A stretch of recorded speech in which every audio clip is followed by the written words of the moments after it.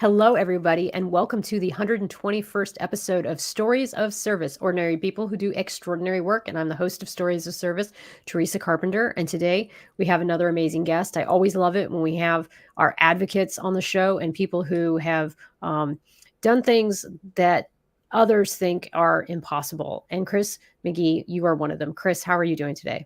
I'm doing pretty good. How are you doing? I'm doing really well. Thank you for asking. So I think that in life, there are crossroads that we take where sometimes we don't know what the right avenue is going to be. And we don't exactly know when we go on those roads what is going to happen. But sometimes when we take on the system, we find that there are people who will help us and there are ways to move forward. And Chris embodies that. And it was inspired by his own survival story, enduring within the Air Force a toxic work environment. And we'll get into that. I'm going to talk a little bit about Chris and give you guys a little bit about his backstory. And then we're just going to get started with the questions. If you're joining me on YouTube, please hit that subscribe button. If you're joining me on any of the socials, please feel free to follow me along. Check out my other podcasts. And we're going to go ahead and get started. So Chris McGhee, he enlisted in the Air Force, fixing fighter jets, rising to the top of the enlisted ranks. After leaving the Air Force after 20 years, he embarked on a law career and he began an advocacy journey to tackle command climate issues and uses his blog podcast and has done many FOIA requests to get to where he is today.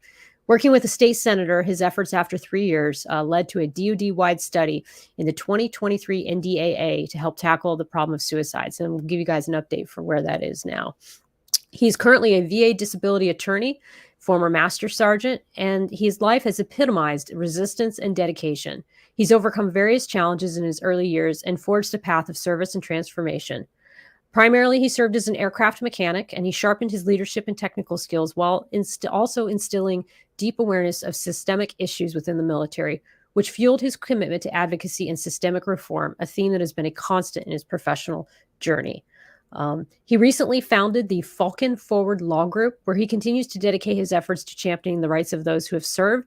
Additionally, through his 20 Years Done blog and podcast, he addresses critical issues in military culture, mental health, and systemic changes. And his advocacy achievements include successfully lobbying for a study of military suicides by Job Code, demonstrating his relentless pursuit of impactful change. His transition from military service to founding his own law firm reflects his enduring commitment to advocacy and making a tangible difference in the lives of veterans and service members. Welcome again, Chris. Thank you. So first off, where were you born and raised, and what inspired you to join the Air Force? Man, so I was born in St. Louis, Missouri. I lived in abject poverty for essentially all of my childhood. And I joined the Air Force essentially to get out of poverty. So I've always called it like a socioeconomic shortcut where I got to skip like generations to build wealth just to get to, financial stability. A lot of people in the military say people don't join the military to make money. I absolutely joined the military to make money because compared to what I had at the time, it was a really big increase in income and financial stability. And that essentially kept me going for 20 years because I also wanted to get the pension that came with military service. What were some of the people around you doing around the time that you joined the military? Like, what were your friends doing or your peers or people you were growing up with? And I'm sure it's not an unfamiliar story. A lot of times when people join the military and they go back home for that first time, maybe for recruiter's assistance or just going home for the first time on leave, joining the military is such a transformational experience, even just through the basic training and technical training, the entire culture that you've kind of immersed in for that time. And when you go back to visit your friends, it feels very uncomfortable or almost distant to what was something maybe 8 months before was very familiar and regular. But essentially it was when I went back, or what my friends were doing, they were almost trapped in time, kind of. Like there was no growth in that period. And that's not necessarily bad because that was their life's trajectory. But what I saw when I went back were friends essentially doing the same things that we were doing at 16 and 17. And at 19, it just felt no longer appropriate for life. Mm-hmm. Hmm. Was there a reason why you decided that you were going to become a maintainer? Was that something that you? uh, I wanted to join as quickly as possible, and I took the. So it's funny. I took the ASVAB when I was like 16 or something, and I scored really really high. And then the recruiters were just knocking down my door constantly, and it was like harassment. So the next year came around, and I took the ASVAB, and I intentionally tanked it just to stop the recruiters from bothering me. Like I scored, I think, an overall 7, which is like unbelievable. Which literally means you have to be really smart to score that low because you have to know the answer to find the wrong answer.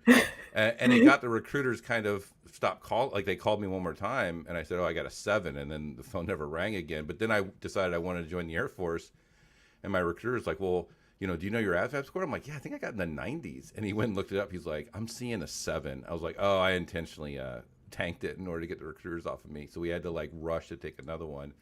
But when I joined, my mechanical score on ASVAB was the lowest of my scores, but it was still high.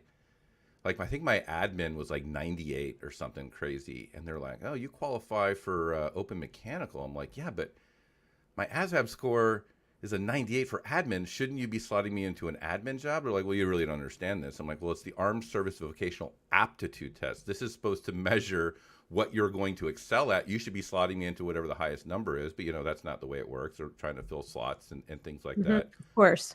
And I joined open mechanical, and I didn't have a driver's license because I grew up poor. Like there was no car, and there was no even opportunity to practice driving or afford a driver's license, which actually limited a lot of career fields I could apply for because a lot of them required a driver's license.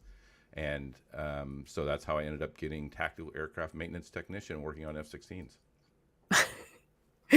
Wow, that's just so reflects my own story. I scored really low on the ASVAB too. I think I got the minimum required score that I could get in order just to join the Navy. And then they told me I was going to fix airplanes, and I had no mechanical skills, had never fixed anything, didn't tinker with things growing up.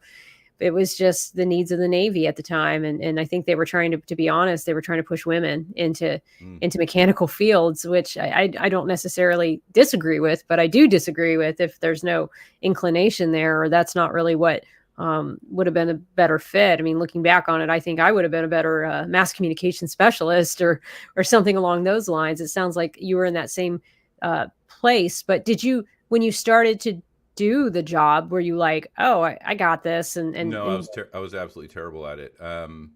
And so it was. I didn't have mechanical like aptitude, and I was aptitude like, or passion? Yeah. so I was like you. Like when I was growing up, my bike had a flat tire. If it was the front tire, I would change the tube. If it was the back tire, I literally couldn't figure out how to get the chain off, chain on, and do it all. And it was like, well, that bike's dead now, unfortunately. Like I didn't have even like my clumsiness. I'm a bigger Yeah. person with like long fingers, so like getting in tight space.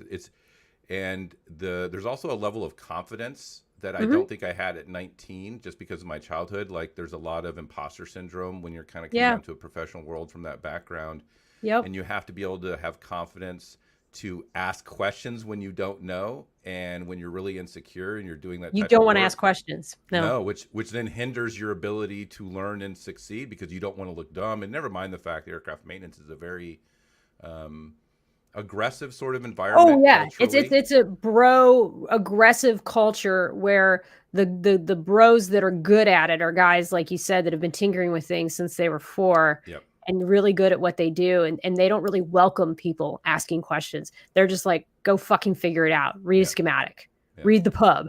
Yep. That was And pretty then much the answer you would get if you ask a question. and what I found was also like as I matured in that career field, the real money makers were those that didn't necessarily work with their hands, but they were really smart in understanding theory of operation and how the systems interacted. And that's where I really excelled at was troubleshooting, learning the system, analyzing, problem solving, root cause analysis, which is ironic because that's essentially what I've done as an attorney, as an advocate, through my podcast. It's all Hmm. let's accurately diagnose a problem so we can come up with solutions. I hear so much of my story and your story. I was the same way in terms of communications. I was the one that was always going to maintenance control, telling them what the problem was. I was able to articulate really well what people were doing to fix the problem. I was incredibly motivated. I could get qualified on any single piece of equipment. I knew how to turn up the engines. I knew how to turn up the APU, auxiliary power unit. I could change. I memorized every single box to change every single part.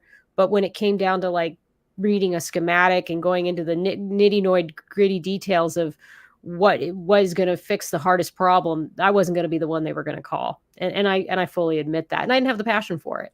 But yeah, what you did, Chris, is amazing. It's very similar to what I feel I did, which is you found a workaround and you found a way to be successful in this field. Yeah. So tell me a little bit. You're moving along through your journey, and we mentioned in the intro that you encountered some toxic work environments. I know there was one towards the end, but did any of those issues, for somebody like myself who had previous childhood trauma, like I know you've had as well, I can say that a lot of times my work environments may have been traumatic for me, but I think that's also because my past would interact with that environment in a way that was more exaggerated than I think somebody who has a little bit better healthy coping mechanism. So like I need really strong, good leadership in order to thrive. And when I don't have that, I tend to not do so well. Did you experience something similar? Well, so I would argue, I experienced toxic leadership, toxic work environments through the vast majority of my 20-year career in aircraft maintenance. And I attribute a lot of it to the fact that aircraft maintenance is usually very under-resourced for parts, equipment, manpower, experience, time, all those things. People are overworked. And as I'm sure I don't have to tell you and other people who have been in the military, there is no overtime. There is no personal time that the military can't claim for mission readiness, mission effectiveness.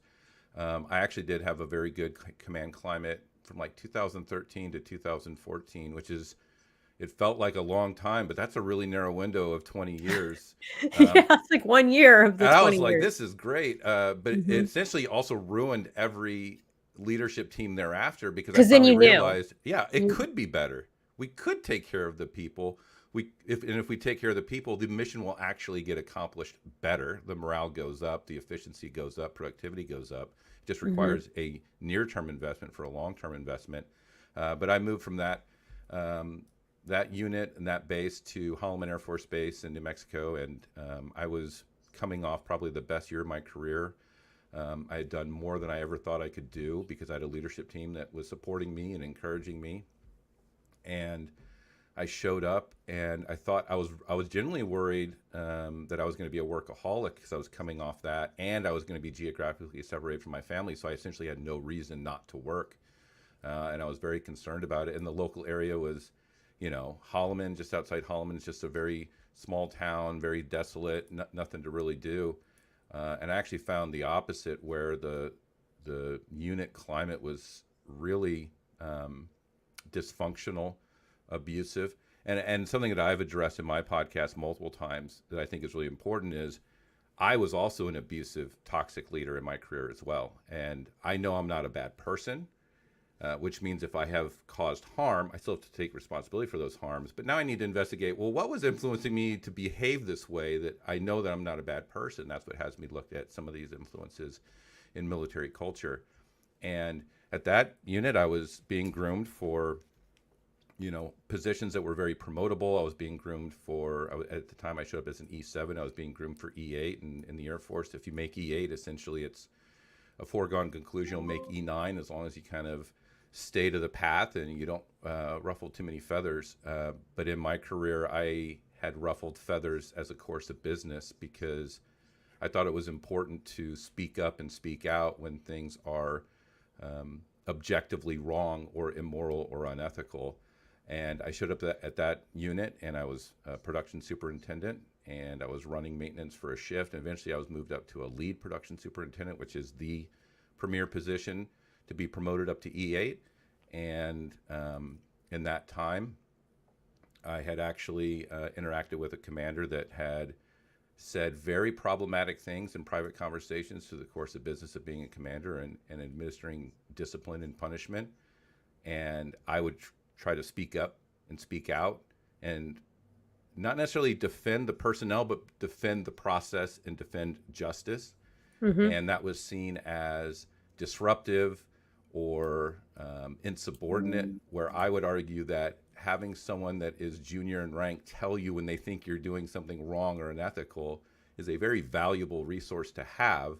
And it requires trust that you're going to take that information and at least digest it. You may not agree with it, but what I found was I was actually in a very low trust sort of environment. And as I was speaking out, I was essentially making myself a target for actions later on, culminating. What were some of the examples of the things that you were seeing that this person was doing?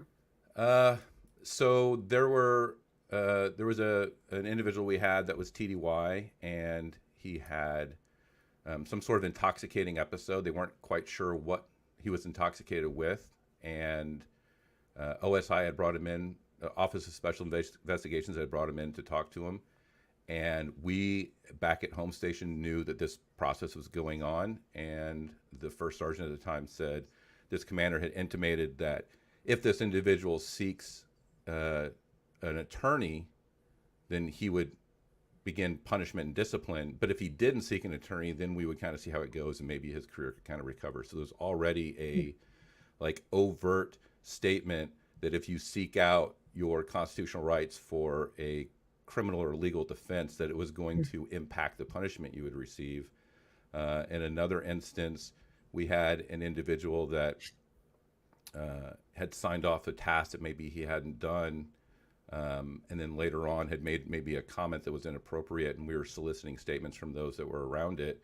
And the commander had said, well, we're just going to order everybody to make statements. And I said, I'm not sure if you can do that. That's really problematic. And as it turns out, you can be ordered to make statements, but the problem is on the Air Force form, the oath you have to sign for that statement is, I hereby voluntarily and of my own free will make the statement without any coercion or undue influence. And I'm like, you can't order me to sign a statement that says it's voluntary. Those are, and I certainly am not going to swear to God that that's true. I said, I'll give you a statement. I'll write it on a form. I'll tell you verbally. But I told him, and it shocked every other person in that room. I said, if you ordered me to make a statement and sign this form, I said, I would see you in court and I would win, because you can't order me to make a voluntary statement. And I'm not going to swear to it. It would be a lie for me to swear to it. It's not okay. That pretty much set me on the path of me being a contrarian or insubordinate, and it ultimately culminated in an individual that worked for me was arrested for a felony, and the facts were still really muddy, and we weren't clear on what happened or who did what or anything, but they were already going to give him a letter of reprimand and an unfavorable information file that was going to affect his career. And I said, I think we should wait. And then the commander at the time said, well, you know what? Where there's smoke, there's fire, with the indication that if you're arrested, you must be guilty. So we're going to go ahead and do these things. And I had heard so many problematic things from this commander that I actually had the conversation recorded, which was legal in New Mexico, and Air Force pretty much follows state law for these things. And I kind of just sat on it. And then 6 months later, this commander was serving on a court martial as a jury foreman. And to me, that was very concerning, that here was an individual that had said, where there's smoke, there's fire. I presume guilt when someone's arrested. Now they're serving on a jury. Like, that is dangerous to justice and fairness. And I had the audio still. And in my mind, if I have the audio and I know he's serving on a jury and I don't do anything, then I am now culpable in whatever injustice derives from that proceeding. Were you still in the same command with him? He was still my commander. I was also going through an MEB at the time as well. And I was waiting on an MEB? A medical evaluation board. So I was at like my 18, 19 year mark, and I was facing a possible separation for medical issues. And it was his endorsement that would either keep me in the Air Force or discharge me from the Air Force. So you had a lot to lose. I had everything to lose. And for me, I couldn't live with myself if I didn't take action that I thought was moral and just. And I had nothing to gain. There was no spite or anything. It's just, I have to protect the process. And so I took that audio recording to the Area Defense Council. I gave it to them and played it for them. They were blown away and floored. They presented it to the judge. And the judge essentially discharged the commander from the jury and said, don't talk to anybody about this. Don't talk to anybody about why you're discharged. And I had wrote in my affidavit, I am specifically worried about retaliation for this. The commander was ordered not to say anything to anyone. He promptly went back to his unit and told a chief what happened, that I had audio that was played for the court. The next day, someone else. How many days was he already on the court? And like, I'm just trying to get the story. Like, was he already like in the process, or had he started to serve? And it was in closing arguments when I presented that audio. Why did you wait? Why? Or I didn't. I literally, because I was walking down the hall one day and I saw him in his service uniform, and I said, "Why is so and so in their service uniform?" They're like, "Oh, I think he's on a court martial." I'm like, "Uh-oh." And the next day I called and it was closing arguments. Like, I literally didn't know. Oh my God. Yeah. So they had already like gone through this whole process, and then you come in, you go to the JAG office or the legal counsel, and the judge sides with you and says, yeah, this is legitimate. This person will not be able to be impartial. And so he comes back, he tells the chief, and then what happens? So the next day that chief was also on the jury. So that chief, somehow it got around to the jury that this commander had been released because there was some audio recording of him giving an LOR or something, or conversations leading up to it. And someone asked the judge, was so-and-so released because of some recording? And the judge is like, how did you hear about that? And then it got back that he had disclosed it. So the judge brought the commander right back in and charged him with contempt for violating a lawful order from the judge. And then about 2-3 months later, they had a hearing for the contempt. And ironically, that commander had legal counsel, which I thought was exceptionally funny considering his stance on such. And then so I FOIA'd the court transcripts as well. This is all detailed if you go to the 20 Years Done blog. It's a long story where it's titled Smoke Doesn't Always Mean Fire. It's like an 8-part. It has audio. It has everything. But I also got the court documents. And it was essentially, he had conversations with JAG about how he could retaliate against me for this audio. And JAG had advised him, don't do anything now because it'll look like retaliation. You can wait a while, which was, as I was seeing, it was conspiracy from the JAG to retaliate, or coaching how to retaliate without it being connected to the event.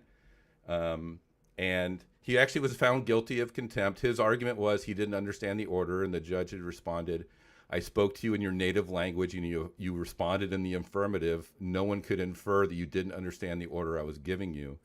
And essentially he was convicted of contempt. Oh my God. So you were able to get the court transcript of the contempt hearing? I did. Wow. Okay. So definitely we'll be going back to the 20 Years Done blog, because I went to your podcast and I knew that this story existed because we had talked about this before you came on the show when we had our conversation several months ago.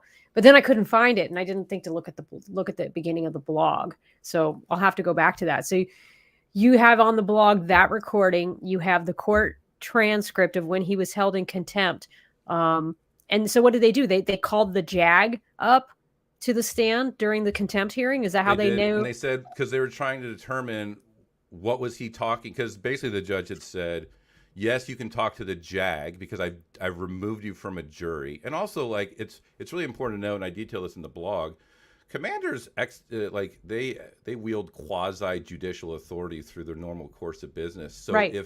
if a commander is questioned whether they can serve on a jury, which is a diluted judicial sort of authority, like you're one of 9 or one of 12 or whatever the number is, and you're found unfit because of your propensity to assume guilt to serve on a jury, that actually threatens your capacity as a commander as well, because you are the sole quasi-judiciary. So when he was defending his ability to remain impartial in a jury, he was highly motivated because also his reputation as a commander as well.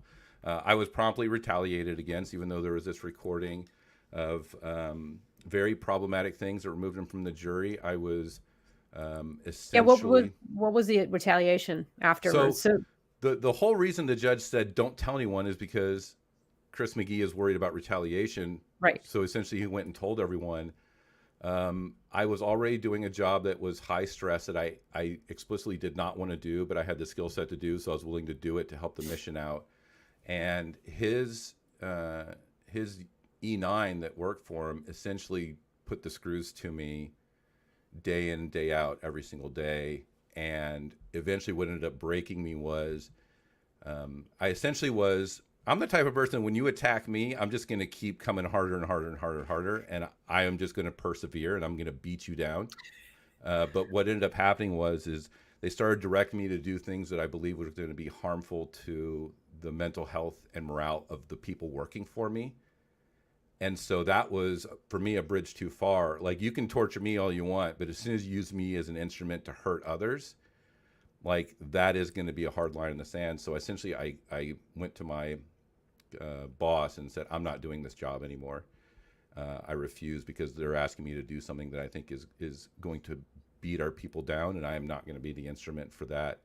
And I was moved from a position that was being groomed for E8 to I moved to a truck sitting at the end of runway getting a turnover from an E5. Oh my God, Chris. And I didn't have a bathroom, and I worked maybe 13 to 15 hours. Like, I told my guys, if you have to pee, wait for there to be no jets. You're not peeing in front of the pilots when you pee in a bush, type of deal.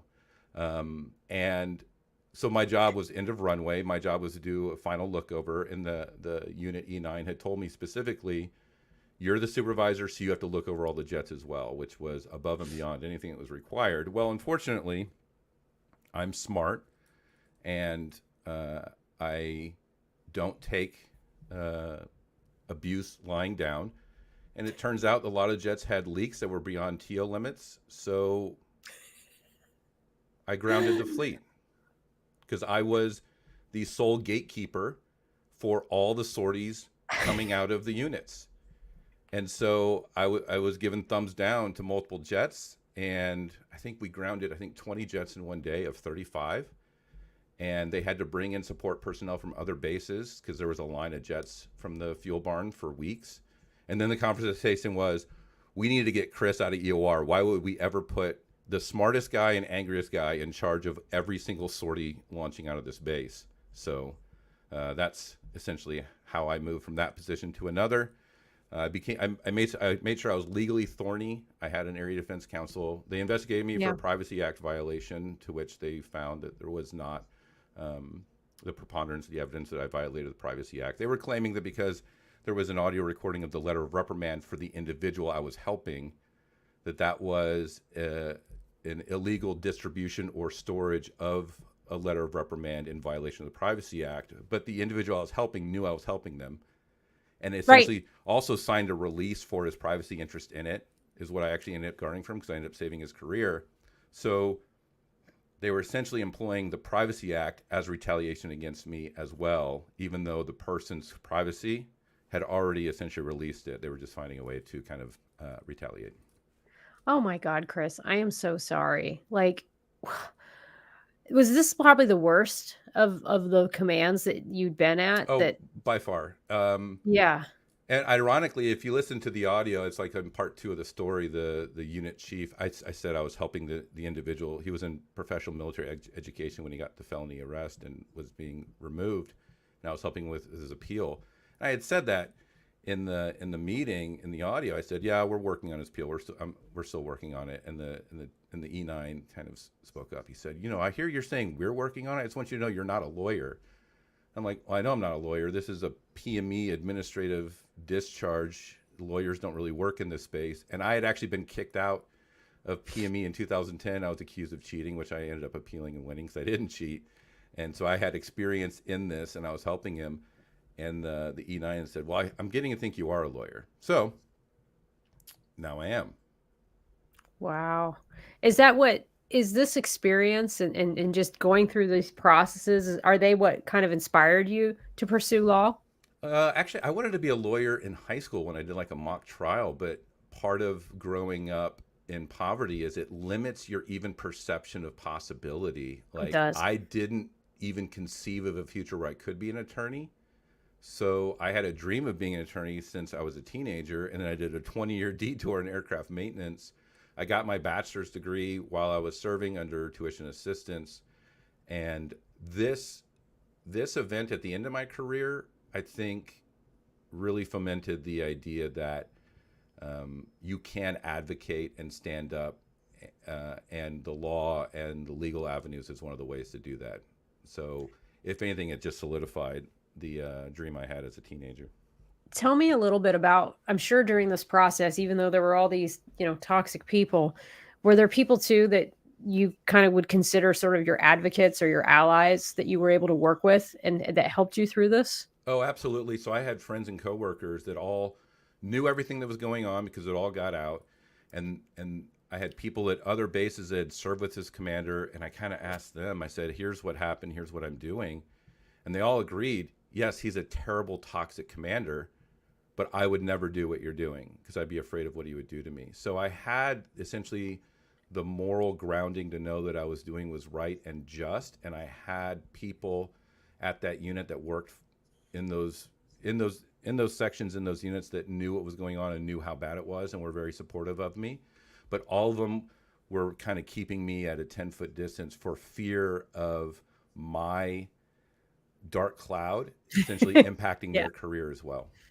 Yeah, it's almost like they don't want your stink to rub off on them because they know that you're the one that's in the crosshairs, Yep. and they're afraid that if they're associated with you, they're going to be in the crosshairs with you, Yeah. which is really unfortunate. And then it puts you in a situation where you really just kind of have to dig in and say, okay, I'm here, and if no one else is going to stand up, it's got to be me. What happened to the commander after he was found guilty?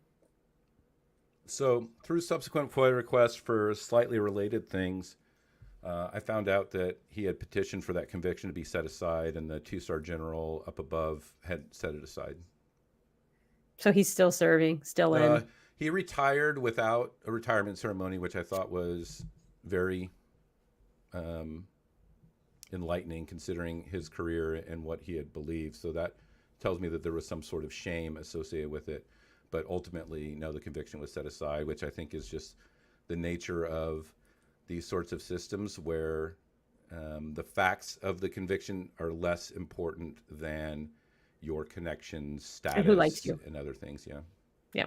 So we did a show, or me, the pod, I on my show, Don Christensen, I had him on, and it's a really good analysis of all the systemic issues that are plaguing the military justice system.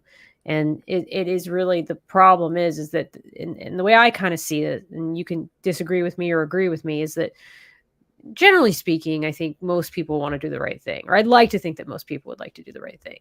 And so the justice system works most of the time. Most of the time, people get some kind of justice. The problem is that there are enough bad apples who are not held accountable because the system is broken and it's not designed to hold anybody accountable. So if there's a bad apple, all that bad apple has to do is be liked by the right people, and you can abuse he or she can abuse whoever they want, but as long as the right people like them, they will get a pass because, as you said, the facts don't matter. It's who they're connected to. I mean, that's kind of what I see, because the process is broken. No, I agree. I agree wholly. Also, like this commander, I don't even think he's a bad person. I think he was placed in positions and situations that was impossible to be a good commander without like terrible effects to the mission.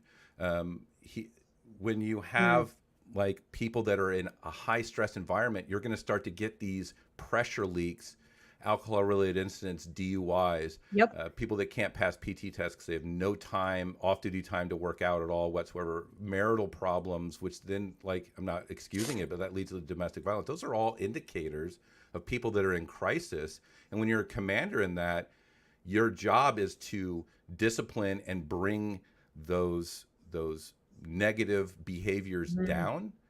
But the real solution to those is finding what is driving those negative behaviors. But a lot of commanders don't have the time or the resources to do that, which means you just kind of clamp down and punish. Like, the idea is, we'll just punish them very severely and it'll deter other people from doing it.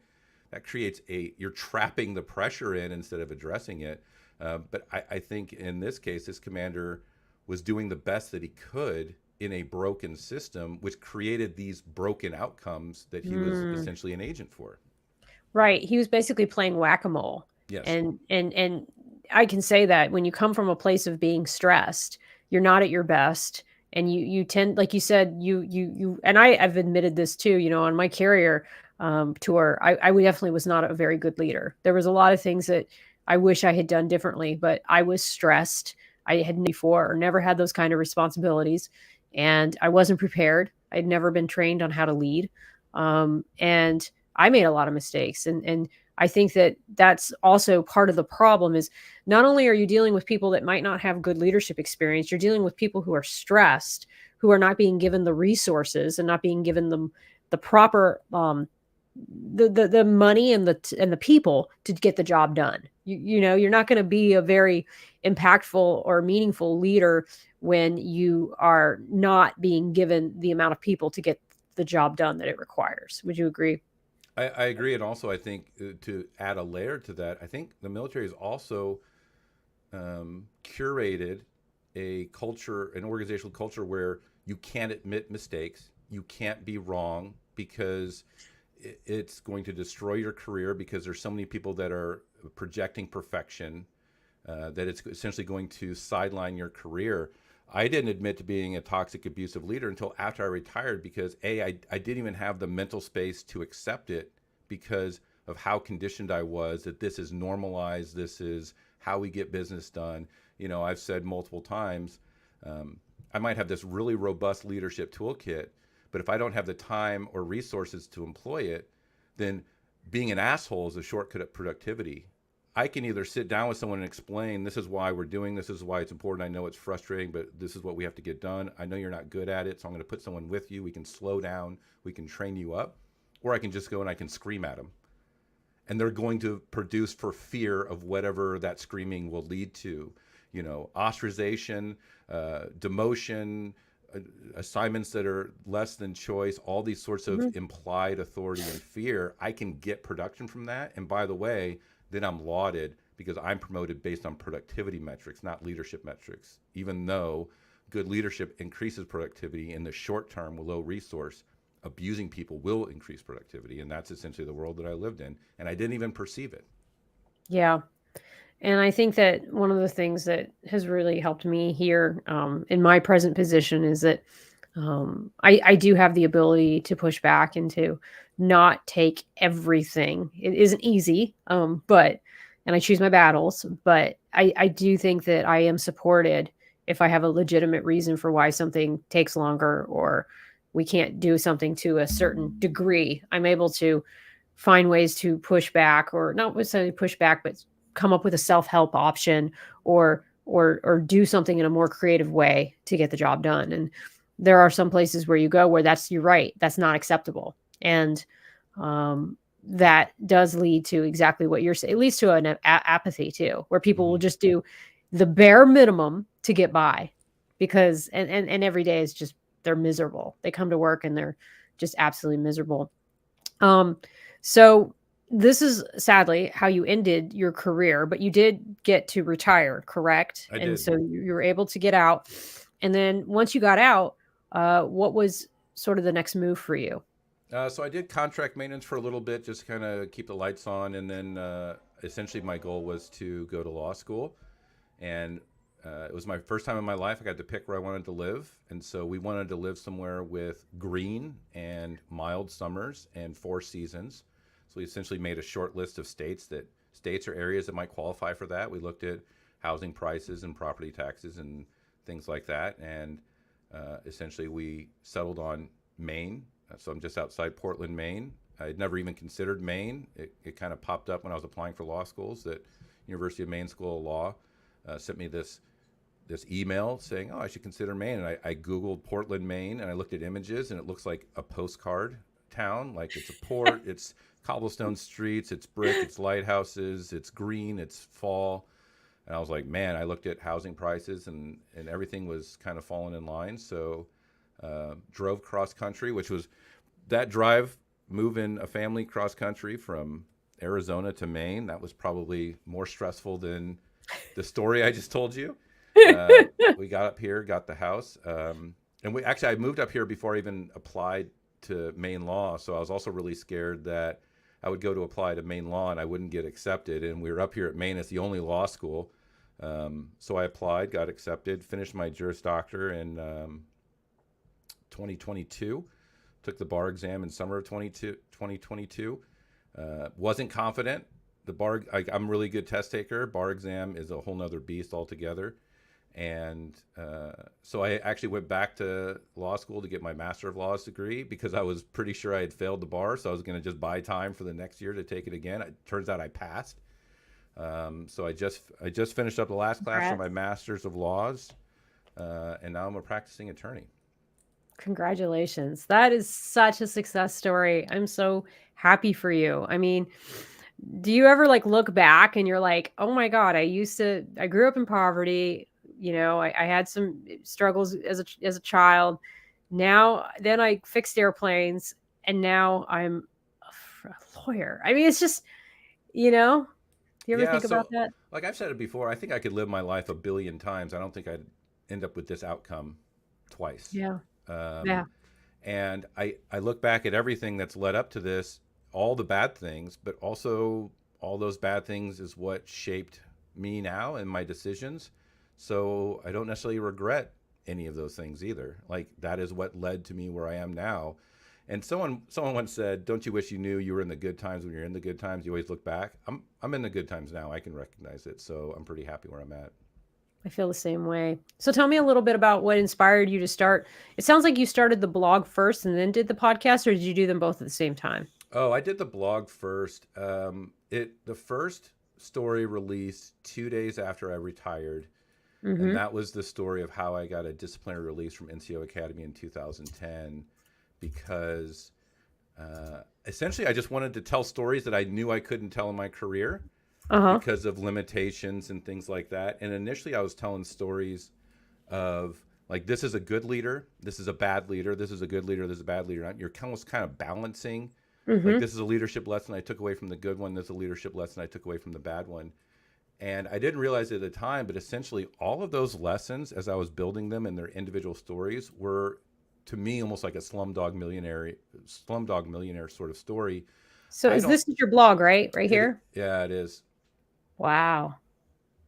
And so you said, no, go back to what you were saying about you didn't realize that you were building what you were building. Essentially, these were all creating the foundation I needed for that final event in my career where I was advocating for someone and standing up to them. Each one of these sorts of individual lessons had taught me something. So when it came time for this moment, I was uniquely prepared for this event. So the blog kind of morphed into that. And then the podcast actually started in 2020, essentially when the pandemic hit and we were all sort of isolated. I started doing like Zoom meetings with friends in the military. We were talking about, like the first ones we talked about aircraft production and, basically all the things you wanted to say to junior personnel, but you couldn't because you were restricted by professionalism. But like, this is how it really works. And this is how it's broken. And this is how the system is kind of manipulated. Yeah, I listened to one of the ones you did with like a squadron commander, and you were like, this is how a squadron commander should lead. Yeah. So it started as just Zooms, and I was posting them on my Facebook page as video. And I started corresponding with this wonderful woman and over dating apps. And I had said, I just did this talk on women in maintenance. It was like an hour and a half, 2 hours long. And I said, if you want to know what I'm like, unscripted, how I think or what I talk about, you can watch this and you'll know if I'm a weirdo or not. And she had been texting me like, what's NCOIC? What's all these acronyms? So I was explaining. I was like, oh, she's really watching it. And then on our first date, I said, so what'd you think of the video? She's like, well, it's really hard for me to watch because I don't have Facebook. And I said, oh, you know what? I'll just start taking the audio and I'll create like a podcast RSS feed and I'll just dump the audio there and I can send you that and you can use that to listen to it instead of having to get into Facebook since you have a Facebook account. So I literally made my podcast to make it so my partner could listen to me easier. And that's what the podcast became. And obviously now it's this massive vehicle for advocacy and having these wonderful interviews and a lot of self-exploration as well about myself and my role in these systems. I love it. You know what? It's like necessity is really the mother of invention. This morning, I ended up recording a screen grab where I'm clicking and then I'm talking at the same time. I've never done that. But it was all because I tried to take a screenshot of this, my friend who started this like Leader Connect website. I just posted about it today.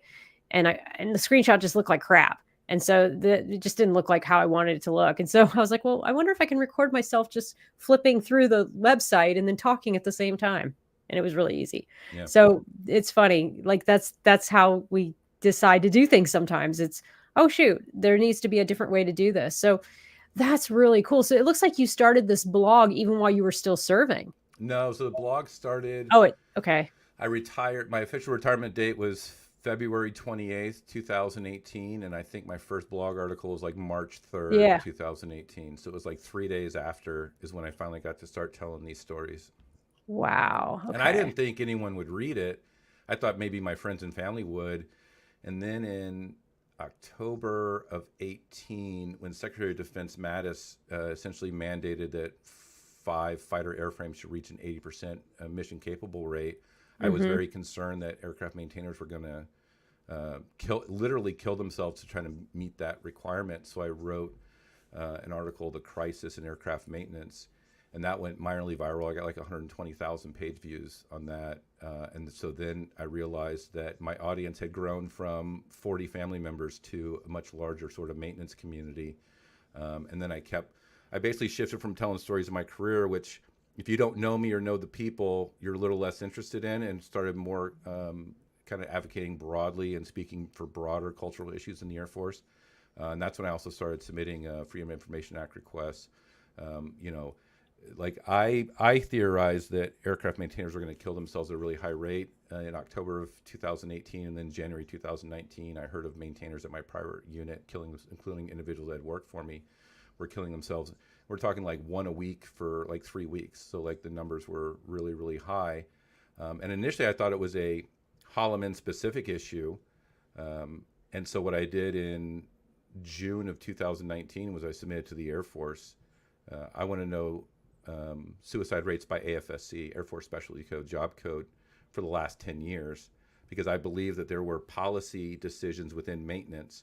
Mainly it was sequestration drawdown of personnel that was basically overtaxing the people that had kind of remained that was causing this. And I wanted to show, if we can show these sorts of ebbs and flows in suicide and career fields, and then find out what policy decisions, what was going on, maybe we can use these lagging indicators to show these are the effects of these decisions. We need to do these better. And I think a month and a half later, Chief Master Sergeant of the Air Force, Wright, they had first publicly announced that they were on pace to have more suicides that year than any prior year. So I was already asking for the suicide numbers before it was publicly released that the suicides were really bad that year. I was stonewalled. I was told by Air Force, I got a reply that we don't have these records. And so I called up Air Force Public Affairs and said, okay, I'm going to write an article that you guys don't track suicides by job code, and either you're a liar or you're incompetent. Which angle am I working on this article for you? And that made them obviously very uncomfortable. And so off the record, and later confirmed on the record by Air Force leadership, oh, we do have those numbers, but we're not the release authority. So instead of referring it to DoD, which is a release authority, they denied me and essentially resubmitted on my behalf, which put me at the back of the line. So I've been chasing suicide numbers by job code since June of 2019. So I'm on coming up on my 5th year. So they still haven't given it to you? So they eventually came back and said, we can't release these numbers to you because it works invasion of privacy, which every single person that knows anything about the military, when I tell them that they denied releasing it for privacy, everyone makes the exact same face you make, which goes, that doesn't make sense. You're just asking it's not their name. No, you're just asking for numbers and job code and year. That's it. So I was essentially gearing up to sue the DoD. That was going to be actually a school project. I was trying to get a privacy certificate through my school, and I needed an experiential, but I was now a practicing attorney, so it was awkward for me to find an internship. So I submitted it to my advisor. I said, if I sue the Department of Defense because they're withholding this information under privacy, does that count as a privacy experiential? I have to look at all this case law for privacy. He's like, yeah, I think that works. I'm like, great. I'm just going to sue the DoD. And so when I was gearing up to do that, that's when I ended up having the interview with Senator Angus King, where he was just interviewing Maine veterans about their experience in the military in Maine. And at this point, I had FOIA'd in-strength number for career fields related to maintenance for the last 10 years, and I could see like a decline in career fields, some 10 to 15%. I had Freedom Information, FOIA requested flying hours for the last decade, so I could show the ops tempo did not reduce. I FOIA'd fleet health metrics from 2010 to 2014 to show the fleet was not meeting these standards prior to a 10 to 15% reduction in personnel, sustained the same ops tempo, and then suicide spiked up thereafter. While I was waiting for the FOIA that was ultimately denied, I also say, did anybody get back to you on any of these FOIA requests? So I remember in 2015 when I was at Holloman and I was a section chief, that they had come out with, like, on a Thursday, some computer-based training from ADLS, the Air Force training sort of organization. Yeah, we have GMT in the Navy. It was called Overwhelmed Aircraft Maintainer Suicide Awareness. And I realized this somewhere around like 2021. I was like, you know what? They don't make CBTs on a whim. So then I FOIA'd what data and what communications were involved in the development of this computer-based training to essentially justify it. And they came back with raw numbers of suicides by AFSC for narrow ones in 2014. And because I had the raw numbers of in-strength numbers in 2014, I could essentially create a per capita suicide rate for that year by AFSCs. And what I found was, and obviously this data is fragmented and it's probably not complete. And when the full suicide report comes out, hopefully it'll be more complete than what I have. But my preliminary data says in 2014, the Air Force suicide rate generally for everybody was 14 per 100,000. For 2As, which are aircraft maintainers on legacy fighters, it was 45 per 100,000. So you're looking at a 300% increase in suicides within this particular career field. So we're not talking about like a 5 to 10% increase. And also, this is one of the largest career fields in the Air Force. You can also say it was a small sample size was skewing the per capita numbers for that year. So something happened in that particular time that caused suicides to spike significantly. And so that's essentially what I've been chasing for 5 years now. When you would go and ask questions about like flight hours, or you did different types of requests, did you ever get responses to any of this data? Like, and when you did, how would it come to you? So the flying hour stuff wasn't bad. I didn't ask for like raw fleet numbers because I was thinking that would probably be protected by national security sort of things. It might be withheld or maybe inaccurate. So I didn't ask for that, but I figured I could derive the ops tempo from just flying hours. Because also, if you have more jets and you're flying more hours, it's actually easier to maintain because you have more iron to work with. But if you have less jets, but you have the same high hours, it's actually harder to maintain because that means you have to turn jets quickly, which usually means overwork and things like that. So I was okay using it as a proxy. For the manpower one, I also initially went to Air Force Personnel Center. I said, I want to know how many people were separated under force reduction in 2014, to which they came back and said, we don't know. And I said, it's really weird, your Air Force Personnel Center, you don't know how many people we lost under force reduction in 2014. They're like, well, that's how it is. So I said, okay, give me all your manpower numbers from 2010 to 2019, and I'll figure out how much we lost in 2014. I'll do the math for you. And then they came back and said no. And then there was obviously an appeal process. And I called the gentleman, and he said, oh, yeah, we have it. We just don't want to give it to you. And I said, okay, well, I'm going to write an article saying that you are violating the law, and then I'm going to sue you personally, and I'm going to sue the DoD, and they're going to release. And then I went on hold for like 5 minutes, and he came back and goes, okay, we're going to work with Air Force Manpower, and they're going to get you the numbers. Air Force Manpower came back and said, no, it's too sensitive. We're not going to give it to you.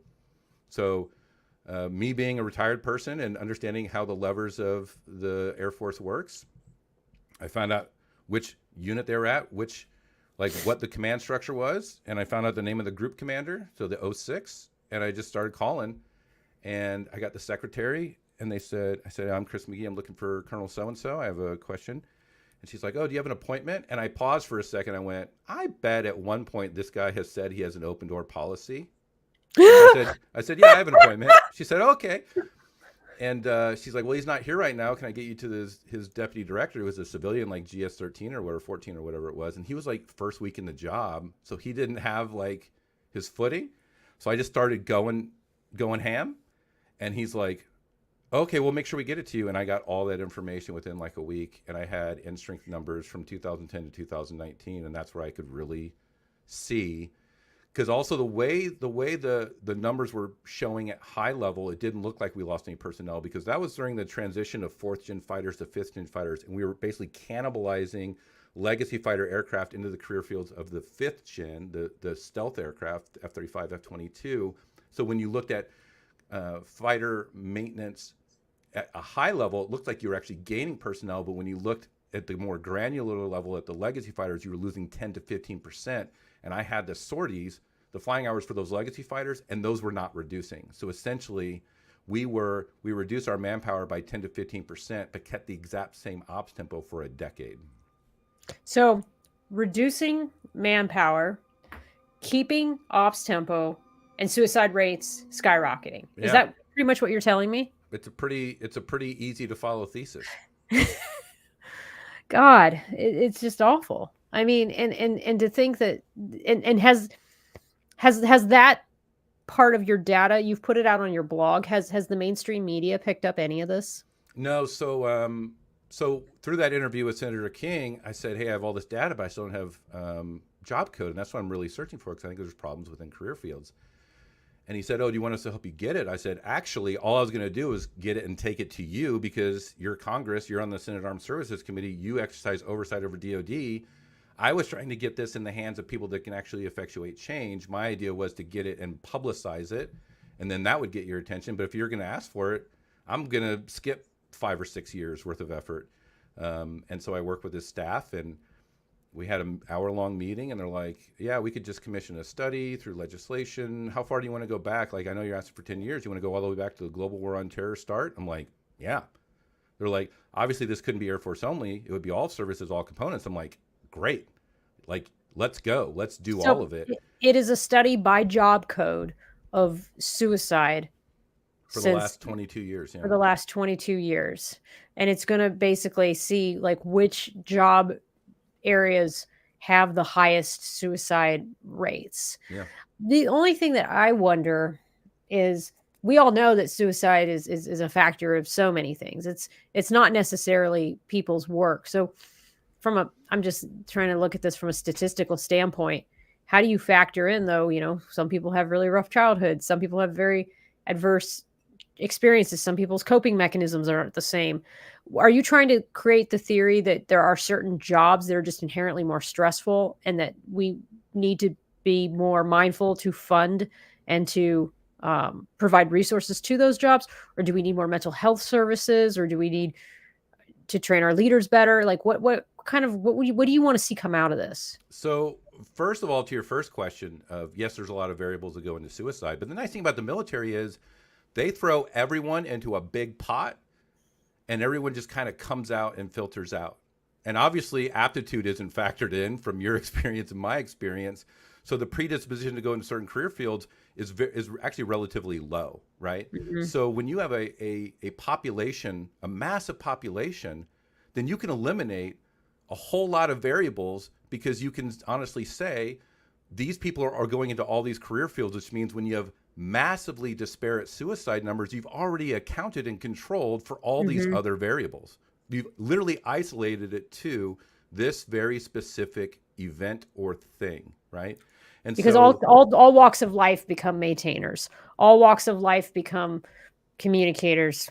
They don't really look at like what you're really good at this. They don't care. They're like, oh, wait, here's a hole, fix it, fill it. Yeah. Okay. Yeah. So men, women, mm-hmm. different demographics, those things, especially when you're talking about in aircraft maintenance, which is a very large career field, which, by the way, if it was random, you would see maybe spikes 1 year in a career field. But I've heard from people that know that aircraft maintenance, security forces, and intel share the top 3 suicide spots year over year over year over year over year. Is that just Air Force, or is that DoD-wide? It is Air Force. So also the question goes, well, Chris, aren't you worried that you're going to get these numbers and the Air Force numbers are going to be much lower than the Marines or the Army or the Navy? No, Hmm. because No. individual Air Force leaders are going to have to answer for within their organization why these numbers are so high. And I genuinely believe, that it is a resource problem. And I think it goes back to what you were saying, that like sometimes at work you have to say no. I think that's rare. I think a lot of people just say yes to everything They do. because yes It's very is controversial to easier. say no, Yeah. because when you say no, you're considered a troublemaker, and there's going to be and I'm going to tell you right now that there are times, even at this job, where I think I've said no to things, and I'm I think it could have affected my career, but at this point, I'm on the wonderful path of I don't care. I want to be a good leader, and sometimes that means making hard decisions and saying no. But yeah, you're right. It is not in our culture to say no, and No. I can tell you, I work with many people who do not understand that concept at all and won't do it. Yeah. So the idea with this is our senior Air Force leaders go to Congress and they say yes to all the things all the time. And also there's a whole nother, probably don't have time for it, but one of the things Senator King asked me was, why is it our civilian aviation can maintain a 9% readiness rate and the Air Force is struggling to reach 70? And the answer is because the funding for the commercial sector is driven by their maintenance quality, whereas in military aviation, our funding is from Congress and our operations is driven by the executive, and those are actually divorced from each other. The executive gets to do essentially whatever they want with the military under like broad authorizations through legislation, and Congress pays bills divorced from what the operational impact is, and the military is left holding the bag. And the only way you can achieve the operational requirements and expectations of the executive at the budget of Congress is through like the free labor of military service members working more and Working sacrificing nonstop, more. sacrificing as much as possible. You're right, because also there isn't a lever that I know of in Congress to say, oh, you didn't achieve these results, like your suicide rates didn't go down. I mean, I'm just trying to use a number, or some sort of, or your sailor incidences, or whatever you want to say, didn't go down. Well, we're gonna pull back from some things. We're Right. not going to fund as much of this anymore. We're not going to give you this much, service secretaries. There is no, as far as I know, metrics or outcome driven results to say we're not going to give you this much money unless you show us that you've fixed these problems, or that you've passed the audits in these. I'm using that as an example because we keep failing audits. But is that I know that we're kind of at the top of the hour, but I don't mind going a little over because this is that important, because I'm really curious at what you think. How do you think we could fix this? Like, because I So know you've thought this through. I have, and actually, I reached a very insightful conclusion only very recently. Because the way it works is the military's model for suicide prevention is 99.99% resiliency. We're trying to get you to tolerate your suffering better. We want mental health. We want some support structures. And I go, wait a minute. You're causing some of the suffering. Can you maybe just turn off the suffering, and then you'll bring down the suicide rate as well, right? Oh my God, that's such common sense. But then I also realized a lot of that suffering the military can actually control, right? Right. Like things pop off in Israel, things pop off wherever. You can't say, there's certain things you just can't say no Well, to, and you have we to also go. think we have to be the global policeman, and those are policy decisions for us to be the global policeman and go pop off to all Yeah, these places. that's fair. So what I realized actually what's going on is, so I saw it, especially in aircraft maintenance. We're doing like air shows, we're doing all these flyovers, and it's like our maintainers are absolutely stressed out. Like we can't afford to do these things, and it goes back to me and my childhood poverty. Like the Air Force and the DoD is actually poor, but we just don't know we're poor. We're still spending our personnel as if we have an abundance, and that's, and also we're running into recruitment and retention issues. That's another Sure. sidebar. But what I actually realized what's going on is we are actually in the military, we are in a very low trust sort of environment where people at the junior level, when they hear military members go to Congress and say morale's good, yes, we can. It's when people at the operational level are at their absolute breaking point and they hear their leaders say, yes, we can take on more, that breaks a trust. It It does. absolutely breaks a trust. They feel hopeless, which, by the way, when your trust is broken and you think things aren't going to get better, your capacity for resiliency evaporates. Oh And yeah. that's when you start seeing the suicides go way up, because you're Mhm. like, I'm never getting out of this torment. And so when you're in a, and also when you're in a low trust environment and resources restricted, the abusiveness kind of creeps up, because Mhm. productivity is still required. As I said before, being an asshole is a Right. shortcut to productivity. That exacerbates things. You just start to see these pressure outlets, alcohol related incidents, DUIs, all these sorts of things. Those are indicators, right?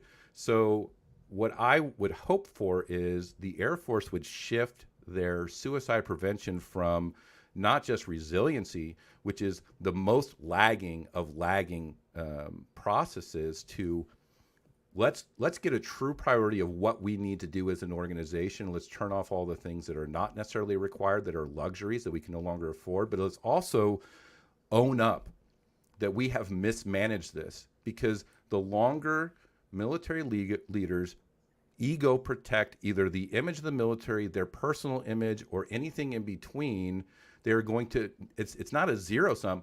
Every time they say something that is the polar opposite of what the field level person is experiencing, it further erodes trust, which is It going to does. further exacerbate this hopelessness, and the suicides are going to perpetuate.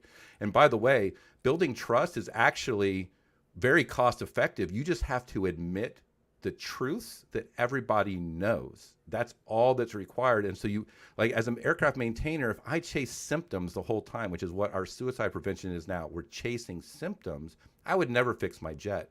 I have to go and go, what is the underlying cause of these conditions, and speak it and diagnose it, and then start addressing those issues. So the military hasn't done that. And I'm really hoping that when we have suicide numbers by job code and we see these massive rises, the question is going to be, what is going on there in particular?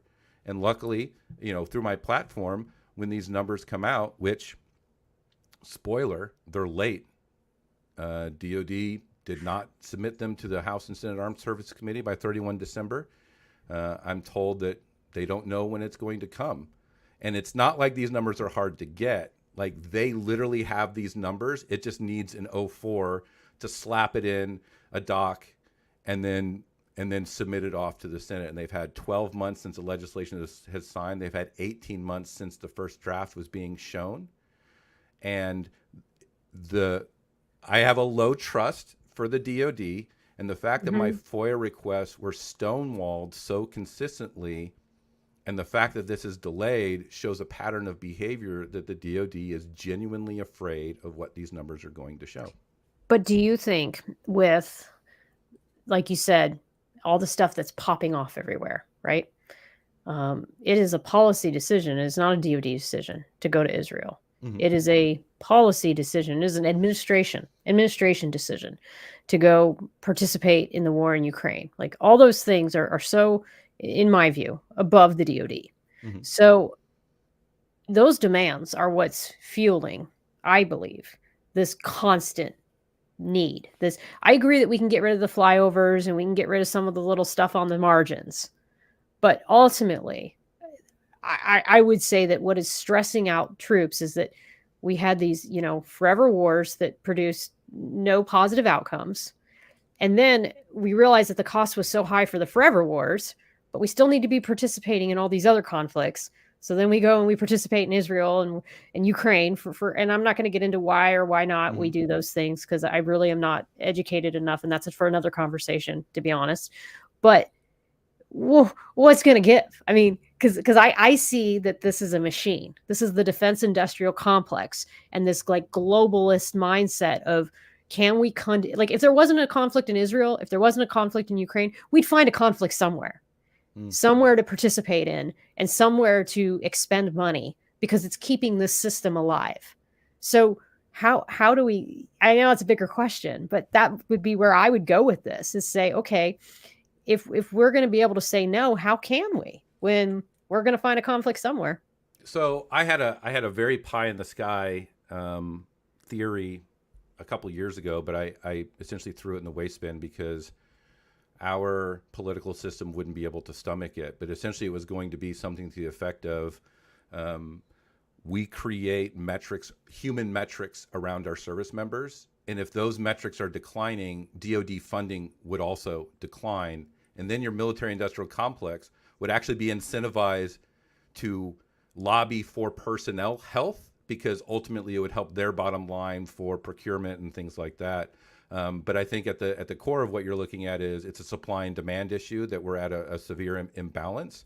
And I think it's really the executive talking to the legislative and going, we need more money, and probably the legislative essentially exercising a little bit more of their war powers and oversight for engagements to rein the executive in. So it's just too fragmented at those levels. Yep. And so the people that pay the price essentially are the service members. And I think this goes into the American people and being civic minded and going, when is it going to give? Because I see no end in sight. I see the issue in Israel not ending.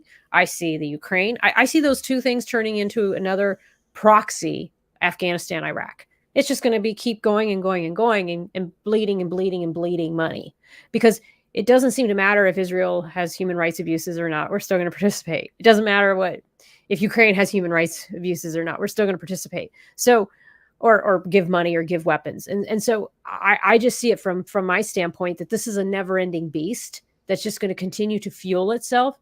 And I think the only thing that really changes that is an engaged citizenry. So that's a bigger issue.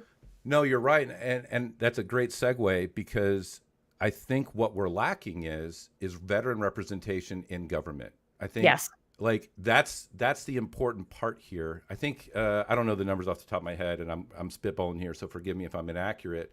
But I think like in the 60s and 70s, some like 50 or 60% or more of congressmen were prior service members. So when you have veterans that are now serving in Congress, they have the lived experience as a veteran that informs them for their decision making and their policy making. It also allows them to call out the BS that the DoD might be floating at their hearings and things.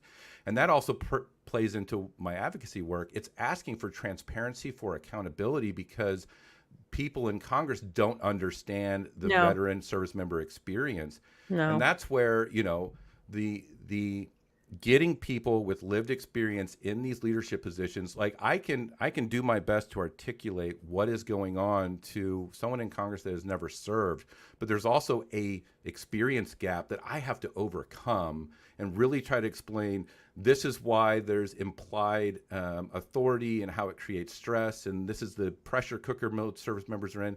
If someone had served, that doesn't have to be explained to at all. They show up to that conversation knowing it. And that's where, like, when we talk about diversity, like, that's a very important thing. So when we're talking about, like, people of color serving in leadership positions, that's a lived experience that they have that other people just don't have. And they bring that and they know. So when they're doing policy work, it's going to be informed by the lived experience. And I think in the case of veterans in the legislation, I think it's really important for, if you don't have congressmen, they should have robust staff that includes veterans to give them informed decisions on this. And I think if we did that, we might be able to turn, probably not quickly, but we might be able to turn the tide on some of these, the disconnect between the executive and the legislative. Yep, I think you're right. And I think that kind of encapsulates what I was trying to get at. In fact, earlier, I don't know if he's still on the call, but we had Mike Cantwell. He's one of the representatives with Independence for America, and he is on a mission to get more veterans in Congress. And of course, we saw the call for accountability petition that was going around a couple of weeks ago. And that's a pledge from quite a number of people who are veterans that are intending to run for office. And I will tell you that, as I embark on my journey towards retirement, I'm not thinking about office now, but these kinds of discussions really inspire me to say, my God, we need people who are committed to trying to see this through and to understand what it is the service members are facing, having to do more with less. I mean, I can tell you, even in the public affairs community, we're swamped. I mean, that's why we've got 05s and 06s getting out right and left. And it's really sad, because I love public affairs and I love being a communicator. But I look at the jobs that the 05 hard charger jobs that we have to do, we call them fleet and TICOM jobs, and I don't want them. because I just see that they're so stressed. I mean, my job's stressful, but I do have a work-life balance here at NATO, thankfully. And they don't have that. And it's just unfortunate. And it's because they're trying to do more with less, and people are disillusioned and they're getting out right and left. And they're just at that breaking point. So I appreciate this conversation. I know we've went way over the hour, but this stuff fascinates me, Chris. Is there anything that we didn't talk about that you just wanted to go over? No, I mean that I think we were pretty efficient with our time, actually, for the amount of content we went through. So don't feel bad about going over. All right. Well, thank you so much. I will meet you backstage in just a moment. I'm going to do my closing, but thank you for taking the time to have this conversation. This was so important, and I appreciate all the explanations that you gave. Can I plug my firm website real quick? Oh, yes. In fact, thank you for reminding me. I've got the banner right here. Go ahead. It's going to be at www.fafo-law.com. That's FAFO-law.com. I do primarily VA disability. Yep. And we didn't even talk about your VA disability career that you're on, and the things that you're doing in the VA world. So thank you so much. I'm sorry we didn't get a chance to discuss that further. That's okay. The website explains it all. So this is the backstory of why I'm a VA disability attorney, because that's part of the accountability piece that I understand that service members need. Awesome. Well, I see myself maybe hosting you again someday. I mean, we could just talk for hours. So I'll meet you backstage. I'm going to go full screen, but thank you again. Okay, thank you. All right, guys, thank you so much for joining me. I will be with you next week. I'm going to be in Portugal for the weekend, but then next week I will be hosting Radio Robertson. She is a dear friend of myself and my husband's, and what I would call a neighborhood watchdog. I can't wait to talk to her. She just got her private investigator license, and she is responsible for busting a number of drug dealers and other nefarious characters in my neighborhood where our Airbnb is. So I am just super excited to have her on. She's got more courage than 10 people. I mean, she's just amazing. And she's a military spouse. She's just absolutely outstanding. So can't wait to have her. Hope you guys can tune in, and I hope you enjoy the rest of your evening. Talk to y'all later. Bye-bye now.